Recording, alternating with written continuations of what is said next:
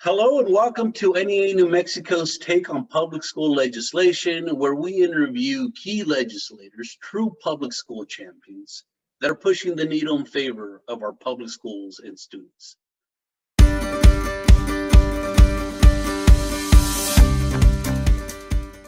I'm Steve Ciañez, Government Relations Director for NEA New Mexico. And today, joining us is New Mexico State Senator William Souls, representing Senate District 37, Doña Ana County. He has served as senator since 2013. Senator Souls is the chair of the Senate Education Committee, and he's also the chair of the Legislative Education Study Committee, an interim committee. Let me welcome and thank Senator Souls for joining us today in this brief but important conversation around public education. Senator Souls, how are you? I'm doing very well, Steve. Thank you.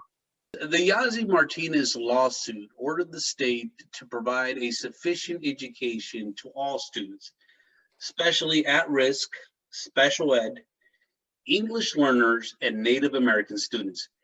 How did the 2020 legislative session get us closer to meeting this goal? And that's really a good question, in that the Yazzie Martinez lawsuit, in New Mexico, in our Constitution, it says that we shall provide a sufficient education for all students. And for years, we haven't done that. We have underfunded education year after year after year. And the students who are most affected by that are the ones who need the extra funding the most. And so the Yazzie Martinez lawsuit, I don't fight that at all. I think it's a wonderful thing. The first several years I was in the legislature, I continued to push for substantial increases in education funding to meet our constitutional mandate. And the Yazzie Martinez lawsuit just kind of really said, no, you really need to do this. In particular, we know that students can get a great education in New Mexico, but they're handicapped and hindered by situations outside of the classroom. By being a second language learner makes everything harder, by having high mobility rates, by living in poverty. All of those things we know affect education outcomes and achievement. And the Yazzie Martinez lawsuit indicates that we need to put extra resources and money to meet those specific needs of the students. And I think this last year, where we had some discretion in how funding was going to be spent, we really tried to support those schools and those districts that have high need students and a large concentration of them, so that more of the education funding is going to flow to those districts and more specifically to those direct schools, and give them the resources to provide and make up for what those students aren't able to get in their families just because there's a lack of resources.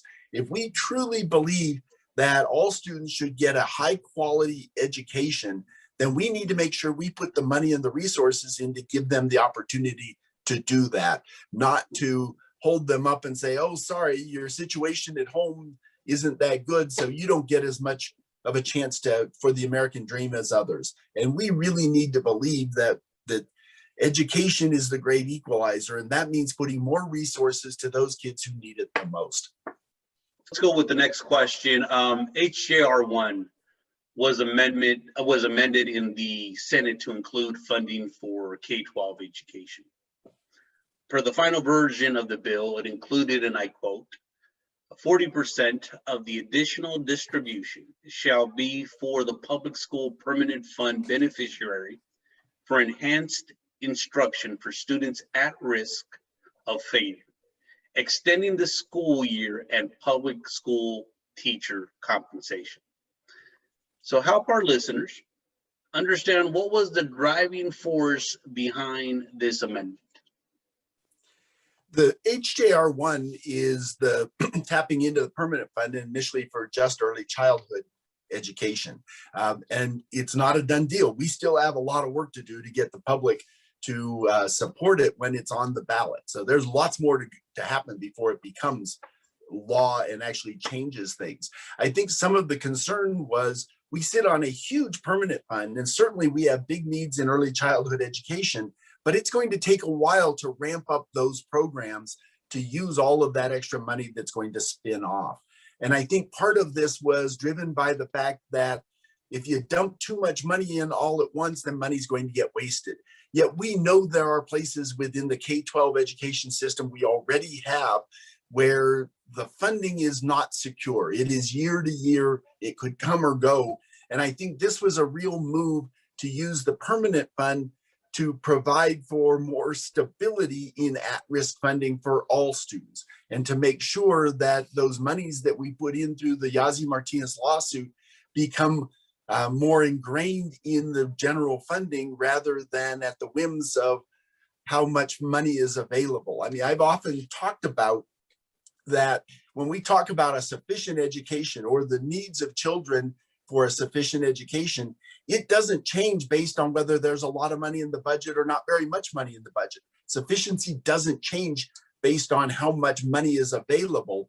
This provides a more permanent stream and provides stability, I think, in the funding for those at-risk funds that, and again, tying back to the other question about the Yazzie Martinez lawsuit, that there will continue to be adequate funds to meet the needs of our most vulnerable, our at-risk students.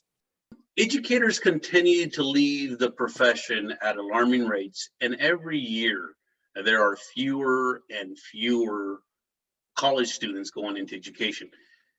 Educators and parents want to know, what did legislators do in this last session to tackle those two issues? There are a couple of things, and this is an area that's near and dear to me. For years, I was an academic advisor and faculty and staff at New Mexico State University in the College of Education, preparing teachers for our classrooms. And as you indicated, we know that we are not putting as many teachers into the classrooms now as we have in the past. We've got large attrition rates. The state, through the last administration, their means for solving that problem was to bring more of the alternative certifications, put people into the classroom and then get them the pedagogy afterwards. And I think that just causes our children more problems. We know that teachers need to know how to teach, how to work with children, as well as have to have the content in order to work with them. Over the last couple of sessions, and it continued with this one, we have had legislation that were named things like Grow Your Own, which for districts, when we've got teaching assistants, we've got other people already working at the school, they know they want to work with kids, is getting them into the colleges and universities that prepare teachers and providing funding for them.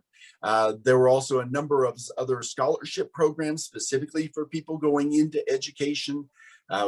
We've tried to beef up and support all of those. There also is lots of discussion that will be happening over the interim the next 2 years about revamping the College of Education programs so that they do a better job of preparing teachers for the classroom today. Most of our teacher preparation programs were designed to prepare teachers for the classroom of 2000. We're now 20 years past that. We know more about how children learn, about how to provide high quality education, and our teacher preparation programs need to reflect that and make sure that they are preparing teachers for today's classroom and the classrooms of tomorrow, not for the classrooms of 20 or 30 years ago, and what that all entails. And I think by making it more of a professional approach to education, that we certainly will attract more. Now, embedded in all of that is we need to pay teachers more.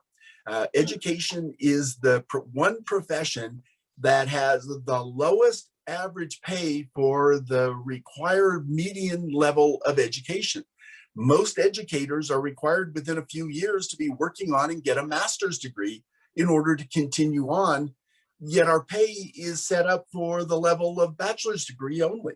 And we also know in New Mexico, teachers can go down here in Las Cruces, they can go down to El Paso and start off at $5,000 to $10,000 more per year than we pay in New Mexico. And particularly our teachers in bilingual education and in special education are being poached by other states and other districts, mostly because of higher pay. And if we truly believe that education is the means to a better life, is the future of New Mexico, then we need to make sure we start paying our teachers competitive salaries to keep them here in New Mexico, and that we treat them like professionals that they are, so that they feel valued by the administration and by the state. I think those are the real keys. Within all of that, we also need to make sure that our current teaching professionals start building up our profession. I mean, there's an old saying that 90% of an organization's image comes from within. And if we as teachers are discouraging students from going into education, we're shooting ourselves and our profession in the foot. We need to start looking for those high value, high quality students when they're in junior high and high school, and keep planting in them the seed that you'd be a great teacher, you'd be a good science teacher, you'd be a good math or an English teacher, and start planting those seeds that they can make a real difference in the future by going into education. Well, thank you, Senator Souls, for meeting with us today. NEA New Mexico looks forward to working with you to make sure we deliver a quality public education to all students. We wish you the best. Stay safe. Thank you. Being a teacher, education is who I am. So I appreciate the discussion.